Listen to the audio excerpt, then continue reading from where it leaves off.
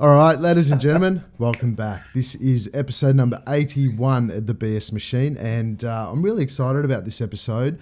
One, because we've got a really smart dude that's been on a massive journey in his whole entire life. And the other reason why I'm excited is because he's one of my best mates, and we've known each other for 20-something years, God knows how long. But Nathan, I've got Nathan King on the podcast, but don't talk yet, Nath, because I just sort of want to introduce you and let people know who I'm actually getting on, not just one of my best mates. But the reason I'm getting Nathan on is because ever since I've known this guy, he has been on such a journey, and there's been something that's been bubbling up inside him this whole entire time I've known him. And Nathan's been like he's built incredible wealth through real estate. He was a developer, and he still is a real estate developer. But behind that, he's always been on this journey, on this seeking journey, and he's been an avid studier of psychology and abundance, and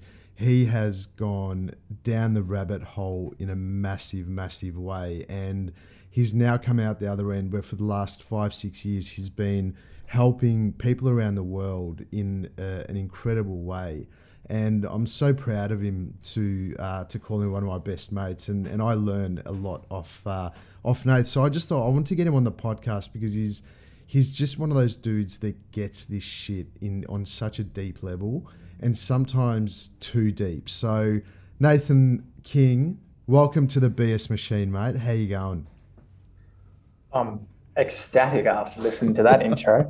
Well, I'm proud of you. You've done such a good job with with just being you. Like, you've done an amazing job, and you have already helped a lot of people. And one of the key things that you know better than anyone else I know is this idea around the hero's journey. So if the listeners haven't really dived into the hero's journey, Joseph Campbell made this famous in his book, which was called, what was it, what's Hero with a Thousand Faces. Hero with a Thousand Faces. And Nathan has studied the hero's journey up, back, sideways, diagonally, every which way. And so tell us a little bit about the hero's journey, Nath. What's tell us all about it. What's up with it?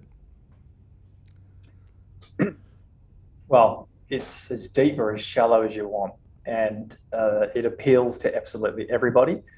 I can tell if I use the formula of the hero's journey, I can talk to my 5-year-old. As long as I use this format, he's absolutely compelled to listen. It speaks to parts of us that represent the cosmos. And these parts of us are looking for a way to get resolution to reach our highest potential. And when you understand the elements of this, and that we're all here to reach our highest potential, and what we put in our path is actually for us to reach that highest potential. And you can talk to a 5-year-old, you can talk to a 95-year-old, and everyone in between, and you'll easily be able to keep the audience, because it's based on archetypes. And archetypes is broken into the Latin form of archetypos, which means original patterns. So if you actually go to the formation of how this was created, it was like we were all one big crystal, so to speak. And when it smashed into a million trillion different pieces, that was all parts of our soul. And we're trying to find our way back home. And so according to many different mystic texts, there were a number of archetypes that were sort of thrown down, and we use these to calibrate ourselves back into level of frequency to bring ourselves back to our highest potential, which is beyond the 3D dimension here into a multi-dimensional understanding whom you truly are. So we're going on that journey, as our good friend Guru Singh says, from what to whom. And the hero's journey does this really well. Let me give you an example.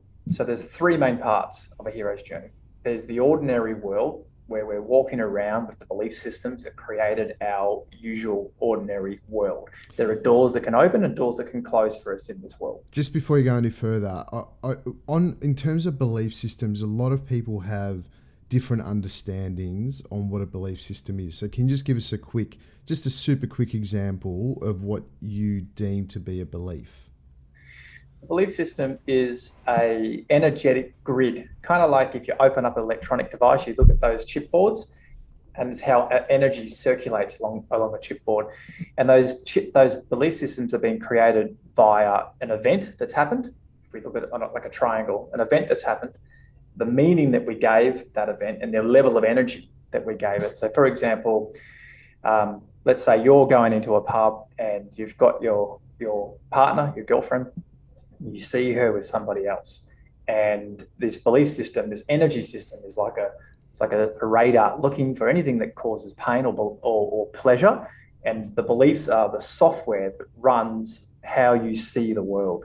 So if you had an event in your life where you were cheated on or something like that, that was a real negative event for you, and of course it was a big charge, it was like a 10 out of 10 as in painful, then you'll have a response immediately.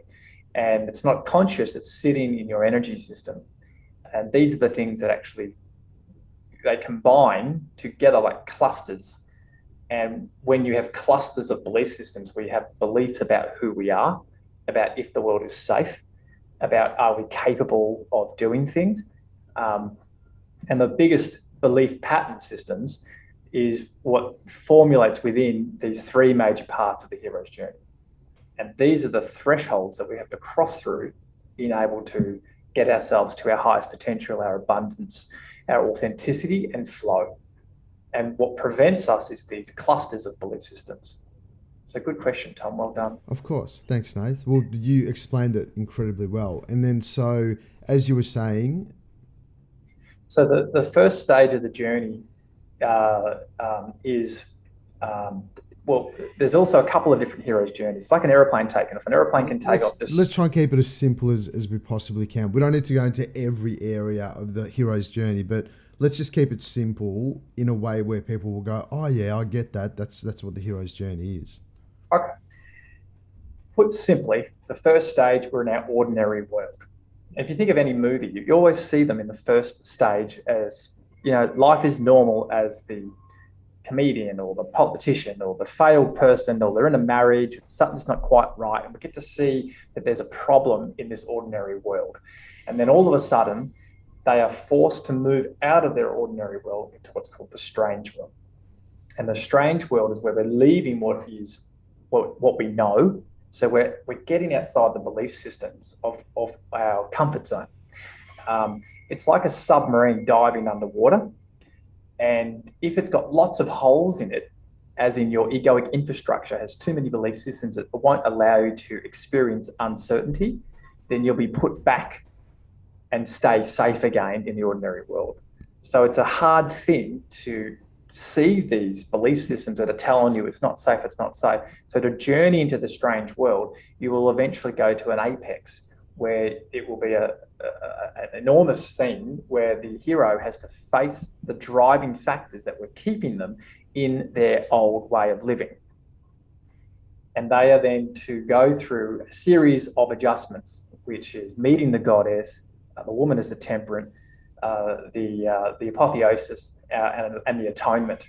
And these are really critical factors in moving away from what we thought was safe. Well, depends on what type of script writing you're going to talk about, but they call this Paradise 1. Paradise 1 is strongly linked to the Oedipus complex, which is what I thought was safe. So when I'm in the womb, I want to get back to being in the womb. That's where everything was great and lovely. And you'll experience this when you become really conscious of it yourself, as you go into things that are uncomfortable. And give us an example into things that are uncomfortable, like. Well, it might be, for example, starting a new business. It might be leaving your job because you know you're unhappy, or it might be leaving a partnership, a marriage, or it might just be leaving the way you were a parent and changing your parenting so that your kids are different. There's so many different combinations here that people go on these journeys, but really they're learning how to show up in a higher level of love, a higher level of charactership. But to do that, they have to get rid of all the things that are telling them that they're not good enough, that they might be rejected, that they might fail, that they might die. And so does every human being go through the hero's journey? Absolutely. Yeah, it's inescapable. Yeah. And so, okay, sorry, go. But there's a third component. So the strange world is you're looking for the treasure. Who am I really? What is my authenticity? What is my purpose? And you'll know because we're shifting from here, where we perceive the world, to our hearts. And so this is the major change in the way we live and the person who we are. Now, you could not even have to get a new job or a new partner or all the rest of it. You're just changing who you are amongst those things. And when you change, everything around you changes because there's an energetic exchange happening everywhere. You know, you play that character and I'll play this character. But if you then go ahead and change, then I can't still be that person. So it might be someone that's really dominated by somebody. And when they get their courage to be who they're meant to be, like they can stand up to a bully, well, the bully can't be that person anymore. And so the hero is changing the way they see things and showing up differently. And the last stage is bringing this treasure home.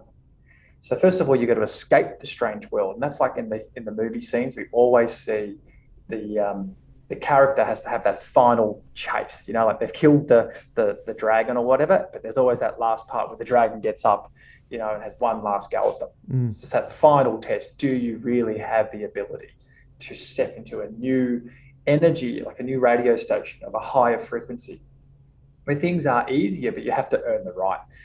And so as you go through these three major stages, there are what's called threshold guardians. And so it'll be like a bully will come and present themselves, or some type of financial challenge, or maybe it's sickness, or maybe it's a relationship challenge. And that's another dragon that you have to slay. That's right. And so when you look at the mystics who came to teach, like the Gandhis and the Jesuses and the Muhammads and so many of them, they were really teaching that the law of love, and that by the studying of understanding energy, you can change reality by changing you. That's why you change the way you look at things, and the things you look at change. So the hero is coming outside of this, you know, like this world where all they see is their belief systems through this helmet, and they're taking that off, and for the first time being an observer to what has been. And the quantum physics rule is what you observe gets disturbed. So the Euphoriam program that I created was all about disturbing, so that you can get out of, for example, a really unhealthy money psychology that you inherited from your parents or family upbringing. You know, money is hard, or I can't do this, but really money is just energy. And all you have to do is help people get what they want, and they'll pay you. Wealth is just help lots of people get what they want. So the things that prevent you from actually doing that are all these belief systems. And so the hero faces them on, takes them on, and then transforms their life. It brings this treasure home and reignites the kingdom. So it was a wasteland because they were broken, they were hurt, and they couldn't act as a king in their own kingdom, so to speak. And then does it go again? Or once you come back to home, what happens then? Is that when you die, or what happens then? No, funnily enough, what I've experienced over a number of years now with multiple clients is that everyone's got multiple heroes' journeys going on. And if you don't have clarity on this, it's just like a whole lot of mixed fishing line mess. So there's one thing going on with the relationships, another thing going on with your ability to provide financially. There's another thing going on with your health. There's another thing with relationship to the cosmos, to the universe. And these things all combine, and when we can't solve them in a way which is solvable, life starts to shut down or depresses, so that we have to find a way through.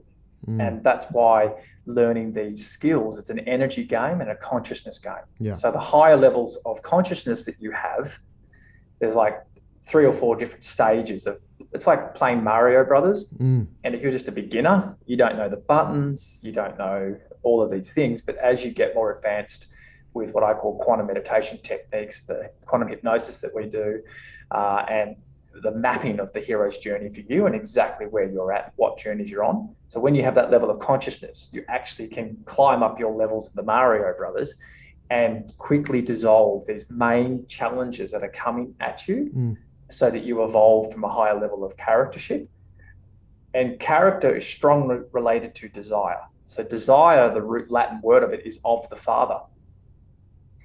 And this is a really important part of the hero's journey, the apotheosis, or the atonement at one with the Father, is actually all challenges are actually given to you by the Father, which is testing you and strengthening you. Yeah. And when you can actually see that and use it to strengthen yourself instead of losing energy in victimhood or I can't do it, all of these byproducts of wasting energy, like a submarine with holes in it, just leaks. And so you have to turn around and go home.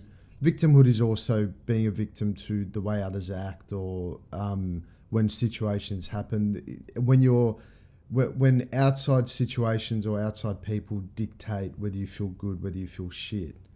That's also a level of victimhood, is it? Or yeah, okay. So victimhood is a safety mechanism, cop-out, because you actually can't believe that you can solve the problem and get your needs met from a higher level. So it's easier for me to blame someone else other than to look at myself and say, how can I grow? And that's where I'm just avoiding facing what I need to face in order to expand my world. So it's easier, and a lot of people get caught in that victimhood mentality because they're looking for comfort. So their egoic mind, their thinking mind, is looking for, how do I get to security? How do I get to connection? Now, if I perceive there's a problem that's bigger than me and I need connection, say it's a relationship problem, and I'm going to blame them because they're not doing this, and da-da-da-da-da-da-da. Instead of actually changing the way I look at it so that it can change and I can change, I'll blame them. And then that keeps you in a victim mentality, but it keeps you separate from love, and it keeps you in a painful orbit around frustration. And then that can go into what I call the black holes, where we literally just go missing for a while because we're so infused with anger and rage and sadness that really it's coming from a belief that I'm not good enough. And so the whole egoic infrastructure is ironically coming from not love. So it thinks something needs to happen and then you'll be loved. So a victimhood mentality is where I've got all these beliefs that everyone should do this for me and you should do this for me and you should do this for me, and then I'm loved. But that's actually paradoxically and scientifically and quantum physically incorrect. You are actually already loved. So the whole thinking mind's coming from a basis of fundamental paradigm which is flawed. I was playing around with this the other day in terms of being able to give myself evidence that I can change my reality, right? And so what I did the other day is I was going to one of our mates' house. I was going to a mate's house, and I was feeling like shit. I just had a crappy day.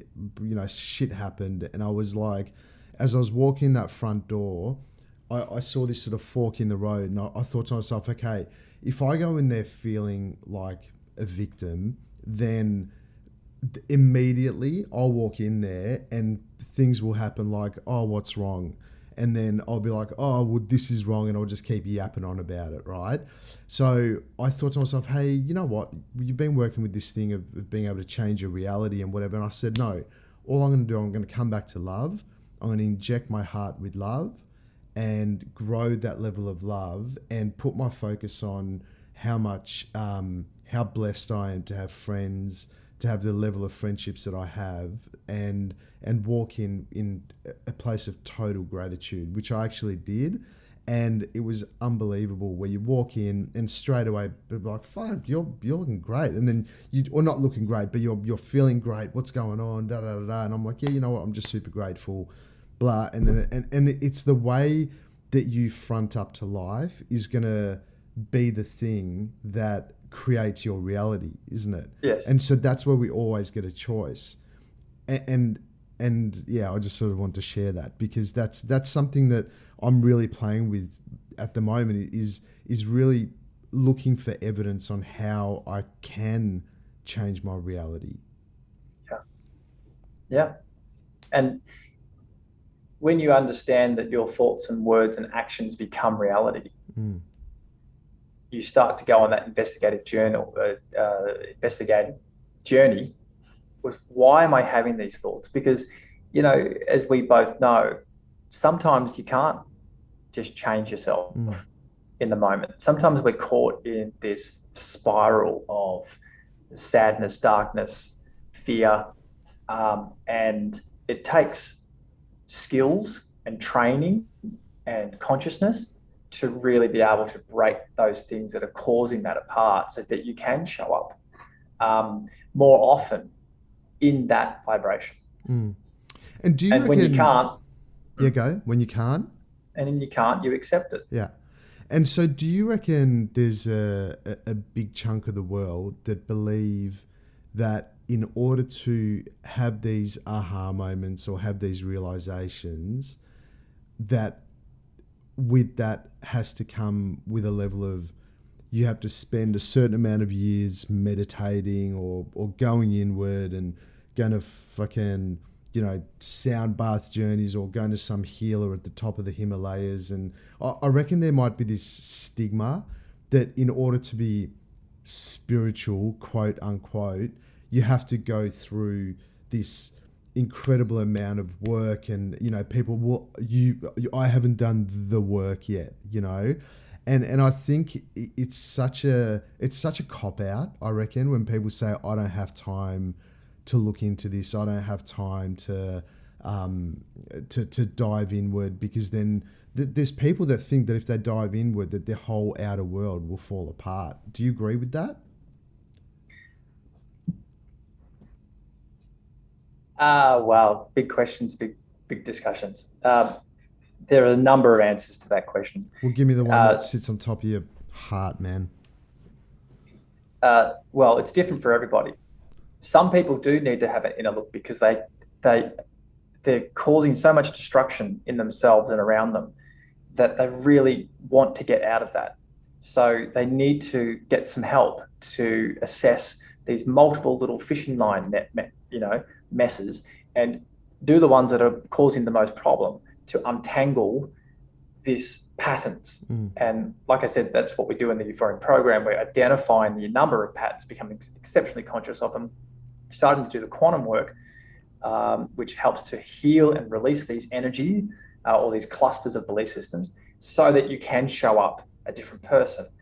I think that's really, really healthy. I think on the other side, if you get addicted to the personal development, it can also trap you in a way in which you're in separation. You're saying, I am so spiritual, therefore you're not, which is actually not love, because you're separate. Total separate. So there's also a large amount of the spiritual community that are entrapped in this self-righteousness and a really bad money psychology. I mean, an enormous amount of the spiritual light workers, the community, not been able to manifest themselves financial abundance because there's deep-rooted belief systems that all money is evil. And that, we don't need this. And so at the moment, as we're going through this massive ascension through an earth hero's journey, everything that is energy is going through this journey, absolutely everything. And we're going through who are we as a collective consciousness? What's important to us? What do we value? What don't we value? What systems do we want? How do we want our monetary systems to work? And there's so many different pools of everyone's awareness trying to get to, fight for it. But at the end of the day, it's you that has to decide what your truth is. And so this is my answer. Some people will need to say, you know what, I'm falling into black holes all the time. I cannot get to abundance. I cannot get to relationships. I can't be a good parent. I'm just so wounded that I really need help to get out of this. They're the ones that really need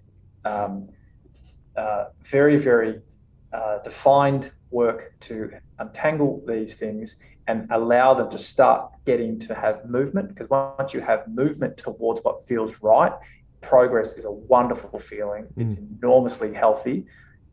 It's a wholeness. The whole of you is in action. Whereas if you're trapped in the spiritual trap, then you really have to understand that there is no absolute, there is no answer. A flame can't burn itself. A knife can't cut itself. There is no knowing. This is a mystery, and it's an accepting the mystery, and then also coming back to the ones that haven't gone on that spiritual quest and seeing them as your brothers and sisters. And I think, this is what's also happening at the moment with huge protests around the world with different belief systems about coronavirus and vaccines and government monetary policies and cryptocurrencies and central banks. I mean, there's so many different themes as we're sort of establishing ourselves as what's going to be the next 1,000 years. What's humanity going to look like? So that's, to me, the hero's journey is equally as fascinating when you take it out to a different vision of what's 1,000 years ahead, because I understand that these archetypals, these archetypes, are original patterns. They do not change. That's why the earth has been doing the same shit. We've been through this so many times, and so have you. And so once you understand these patterns, once you understand what is keeping you from love, why do you believe you're separate from love? And when you stop paying attention to that, you can get your behavior to match your intention of abundance. And if you've got money coming in, you can actually start to live your highest potential. Yeah. And so that's one of the key things you work with your clients on, is being not just, your clients are businesses and personal clients as well, but you're basically teaching them the fullness and the wholeness of true abundance, yeah? I think my role that I'm always discovering, because a knife can't cut itself. You can never really know who you are. But this is actually a good point. If you really deeply ask yourself, what do I want? You'll never be able to answer that question because of two main things. One, you already have it, because in the quantum, you are already love. You're already all that there is. And number two, you need to know yourself. And the thing is, you can never, ever truly know yourself, because you can't, because a knife can't cut itself. So what I help people do. Well, sorry, my bad. But in terms of you'll never know yourself, that's probably because you're constantly expanding. So what you are in this moment, you're going to grow or go backwards or whatever for the next moment. And so how can you ever know yourself if you're always shifting and changing? So you're always a different. There's an essence of natural talent. And there are certain flavors. So what I do with people is help them to understand what is their flavor. Like, are they more of a creator? Are they more of a mechanic? Are they a promoter? What type of personality are they? Where is their natural intelligence? And once they understand that, they can build things around that. It's like a game of football. If you're really tall, you're really good in the ruck, or maybe you're full forward because you can mark the ball, or you're stronger, or whatever it may be. It's really understanding what those natural talents are that you have, and then building a team around that, building businesses around that, building strategies around that. So there's two things. There's what I do is really accurately come in and see what is preventing this person from taking action that meets their highest potential, and also matching that with strategies. Now, whether it's building businesses, whether it's building real estate portfolios, or whatever it may be, I work mainly with me, it's businesses and property, because that's my exact experience. And then we marry that up to their teams, to, what's their best strategy. For example, real estate. There are so many different ways to do the real estate game, but the outcome is financial freedom. Most people, that's what they want. You might be really good at real estate development. So you're good at picking a site, having a vision, and getting that done. Some other people are more like a Warren Buffett. They buy in the right spots because they're looking 20 years ahead, and they're planning, and they're more in a sensory item. They know, I'm better off doing this or this. Others are really good at, like, I can do that to that property and renovate it and change it. So the difference, and you're really good with your hands, you're more mechanical, and you can do things at a lower cost base. The game changes for you as you understand who you are. And then you show up without the preventative things that are putting you into black holes. Because those black holes, or the victimhood, you're just losing energy on some story that won't actually move the needle to where your outcome is needed to get to. So people call that performance. I call it consciousness. And abundance is just your natural flow. So when we say, how do you ever know your purpose or whatever? Well, the purpose is to evolve as highly as you can. and that will always keep evolving.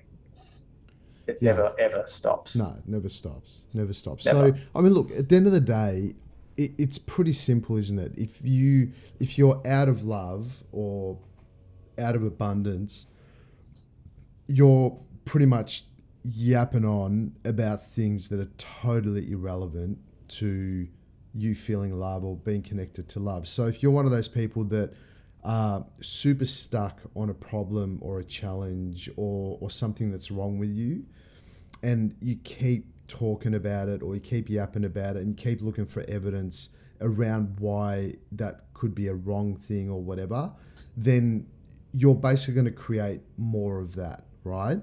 So really, the opportunity for us as human beings, because we get to choose, is as soon as we notice that we're in this place of victimhood, then being able to come back to the heart and go, no, I'm choosing something higher, on a high vibration, which is what you're saying is basically love, right? Yes, but I mean, love is a complex form thing. Um, what we're truly doing, as I said, the purpose is to evolve yourself to a person that can be love under any circumstance. That's hard to And do though, man. that's really, really hard to That's do. But, super hard you because a know, lot of us have like shit flying at us on a daily basis. I mean, how the fuck are you going to stay in love the whole entire time? I was reading, as you know, I love reading, Tibetan monks when the Chinese were invading their towns I don't quote me when it was, I can't remember, but they were trying to stay in the vibration of love of the soldiers that were killing their families, and as they were watching. Ugh. Because a lot of the Tibetan monks tried to keep to the outcome of, I think, again, don't quote me, but it's like 7 years or something without having a thought of anything but love. That I reckon I'd last maybe 10 seconds. Well, if you've got kids like I do, it'd be a nanosecond, trust me. But that's actually what the game is here. Once you can get that, you can, what they say by the transcendence, you actually, the Jesus walking on the water, is that you merge with this field, this infinite quantum field. You merge with it. And because you become part of it, you're not being sucked into separation of not love. You just merge with I am love. That's why the meaning of oneness. And when you do that, you have a certain resonance. And the best analogy is like the sun. It can just give, and the whole universe gravitates around it.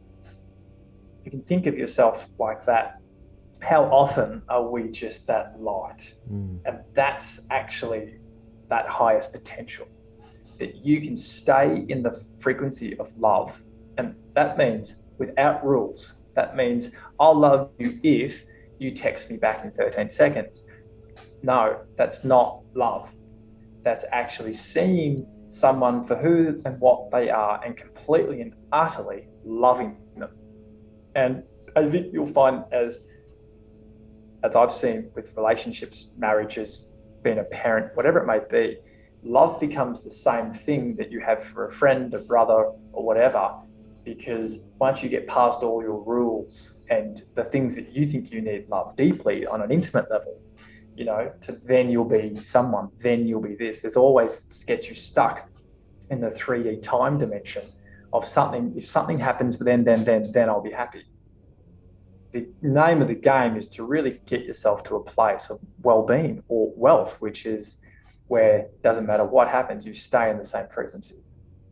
That's mastery. So the hero's journey is basically when you've broken the back of you caring what happens. You don't have the attachments to what used to suck you into these deep holes. And as Joseph Campbell says, you know, joyful participation with the sorrowness of the world. And these are deep things to consider, but when you can see it from that point of view, you are literally, as he says, go to a bar, get in a punch on, taste the blood in your mouth. It's real, But if you're not attached to, hey, I'm no one if, this or that or this, you actually can enjoy yourself. And you get back to that last archetype of the Joker. And in all kingdoms, there was a Joker who could say things that normally you get your head chopped off for. And he could, or she could, influence the ruler by saying intelligent things, but without a care of the outcome. And this brought renewal of the kingdom. So when you can sort of do that on yourself, you have an opportunity to show up in so many different ways other than just having one toolkit and say, I deal with it this way, I deal with that problem this way. And then that's what keeps you in an orbit of your life staying the same. So when you actually can see the problems, learn skills, psychological development, and there are a number of stages, which is like getting through the Mario's brother, and spiritual development, which is actually be able to tap into the infinite field and partner with it, where you merge with it, but there are rules in how to merge with it. You're not running the show. This is a higher order. You are merging self with. That's why the apotheosis is a big part of the hero's journey. It's entering the Father's house. But you can't get in the Father's house to get the powers of creation, which is what Jesus was talking about. You can't get those powers if you have infantile ego issues, because then you'll try to wield this power over others. And when you've gone through the hero's journey, you no longer want to yield anything over anyone. You see them as a resource to the kingdom. And that's where you start to enter into flow. You can convert enemies into partners. Yeah. And this is where we spoke of this the other day, where life is happening for me, not to me. Absolutely. Yeah. Yeah. I mean, this hero's journey, these archetypes form. And if you study Jung, he went into enormous research into the collective consciousness, into dream analogy. He did an enormous amount of hypnotic work with people, and how these archetypes were forming in their lives perfectly around them, almost like there's nothing else going on other than this theme. And that's why Joseph Campbell called it a hero with 1,000 faces, because it's the same story and all these different people are having the same story. And so he would go into the ancient tribes and all over the world and see these same myths, these same stories that were allowing psychological development. And what's happened in our day and age is because of an enormous distrust with the religious arena. There really is no myth to help guide us psychologically and spiritually. So we're walking around looking for things that we don't know how to find. We know something's missing, and we haven't had the ability to be able to fulfill that so that we're whole. And what we end up doing is consuming or going for things that we think will make us happy. And that's the sickness of the human existence. So to merge yourself with the quantum, the infinite field, is to actually bring in a wholeness to you. So the hero's journey gets you past all the things of separation and brings you to a level of wholeness that you can conduct the energetic field. That's why you come back a different person. You can take on armies, you can walk on water, you can heal people. There's lots and lots of, if you look at online, you Google people bending spoons with their mind. Like, it just... I've got to be honest, I've tried that before and it hasn't worked. Yeah, me too. I really tried. Me too. There was a big part of me when I was... Then there's the yoga saying, stop trying. Yeah, just do. But like I remember I had the spoon, and I fully believed that spoon was going to bend. Didn't bend though. But there are a lot of people that can. Yeah. I've met one of them. Have you? I have, yeah. Did he bend the spoon right there? It was a her, and she was, she is. She actually works with some of the traditional kahunas in Hawaii. So we've done lots of quantum work together. This is actually where this crystal originated from. Yeah, and you will see that if you're watching on YouTube. Okay. Yeah. Oh, yeah. That's right. But yeah, so Nath, so basically what you do now is you have a business called Euphoriam, right? Mhm. And through that business, you're basically working with businesses. You're doing personal ones, like one-on-ones with people, or you're just working with businesses?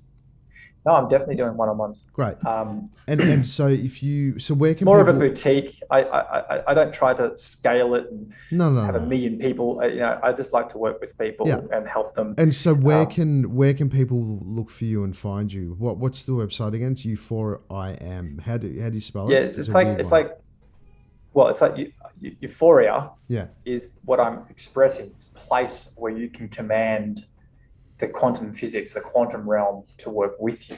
You merge with it. And euphoric I am. So it's euphoric I am. So euphorium is EUPHORIAM.com. .com. Beautiful. That's awesome, guys. So if you wanna have a chat to Nath, or not even a chat, not a chat. It's like, yeah, Nath, have a chat to Nath. No. If you want to book in with Nath or find out any more about what he offers, it's an incredible thing. And he's if you want to have a little look in, he's got this little video that shows what he does on his website and some of the clients that he's worked with. But yeah, that little video it's a really punchy one, Nath, because you're just like, wow, I want to experience that. So I really do love you, and just even listening to you, it's Nath, it's very cool what you're doing, and it's also interesting how you've made all this money. You're basically living on a bloody 85 hectare farm in Byron Bay. And you've got your beautiful little family. You've literally created the ultimate vision that you had for yourself, and it's pretty special to see you do all this. Thanks, Tom.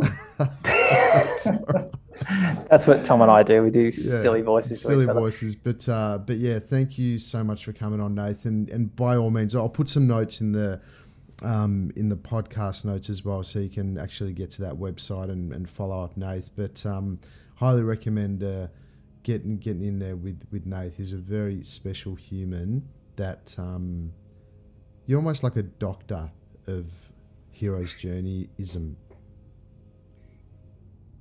Well, put it this way. I talk to a number of people in film, and when I talk to them about character development, and I've sold television concepts, as you know, in the US and UK and that. And when you sit with the networks and you sit with these people, they actually have very little understanding.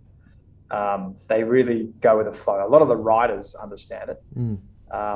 Like George Lucas was an avid studier of Hero's Journey. Joseph Campbell. Joseph Campbell. Yeah. Sorry, little block there. So he was the number one student, of course, came out and did Star Wars. And Star Wars is the hero's journey to a T, which is why it creates this cult following. And Avatar is another enormously, loaded. So I see, obviously, some of the filmmakers and so forth have really nailed this and understand it. For me, it can really help anyone transform their life and truly understanding it. And it is deep work. But when you change cogs that are deep in your system, you have enormous effect on your life. And I've used it, as you know, to retire young and have a farm. We're not that young. No, well, I guess not. But no, we're not that young now, are we? Jeez. Yeah. I mean, what, you're 56 now? Oh, I love you, Nath. All right, man. Well, thank you so much for coming on, and it's been really special, and thank you. And yeah, guys, look up Nath. I'll put all the stuff in the podcast notes. Otherwise, have an epic day. Enjoy what you do, and I guess from this episode, let's just stop being fucking victims.